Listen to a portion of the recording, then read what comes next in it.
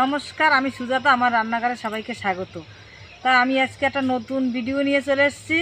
তা ধনেপাতা দিয়ে সাজের পিঠা তৈরি করে আমি দেখাবো। ধনেপাতা আমি বেটে নিচ্ছি। এই দেখুন বাটা হয়ে গেছে, এখন আমি তুলে নিচ্ছি ধনেপাতা। এই দেখুন এতটা জল নিয়েছি, আর আমি স্বাদ মতন আমি নুন দিয়ে দিচ্ছি। এই দেখুন উষ্ণ গরম জলটা,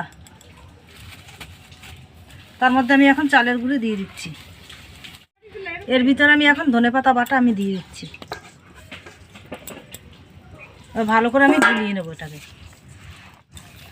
আমি এটাকে ভালো করে এখন গুলিয়ে আমি ঢাকা দিয়ে রাখবো আধ ঘন্টা।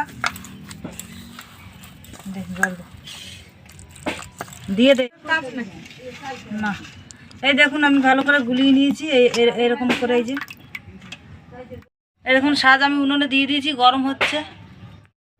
তেল আর নুন একসাথে দিয়েছি, আর একটু জল দিয়ে দেবো এর মধ্যে।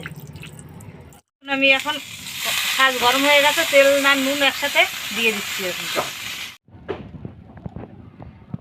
আমি এখন দিয়ে দিচ্ছি বাটি বাটি করে।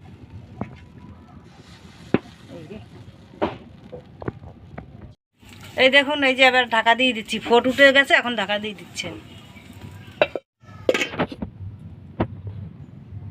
আমি ঢাকা তুলে দেখছি যে কীরকম হয়েছে। এই দেখুন হয়ে গেছে, সিদ্ধ হয়ে গেছে, পুরো সব কটাই সিদ্ধ হয়ে গেছে। একদম কত সুন্দর উঠে গেছে। হয়ে গেছে, এটা এখন তুলে নিচ্ছি।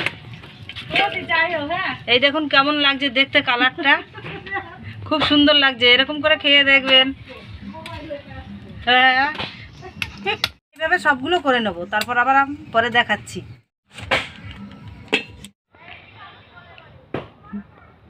এই দেখুন আমি আলুর দমের তরকারি করেছি। আলুর দম পেঁয়াজ রসুন দিয়েই করেছি।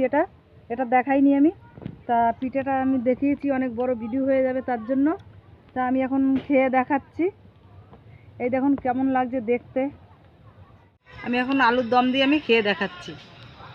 আমি রান্না করে দেখাইনি আলুর দমটা। খেয়ে দেখবেন কেমন লাগে দেখতে সাজের পিঠে। ধনেপাতা দিয়ে পিঠে খুব সুন্দর লাগছে, খেয়ে দেখবেন। এরকম ভিডিও আরও দেখার জন্য আমার চ্যানেলটাকে সাবস্ক্রাইব করে রাখবেন। আর যদি ভালো লাগে লাইক কমেন্ট শেয়ার ও সাবস্ক্রাইব করে দিন।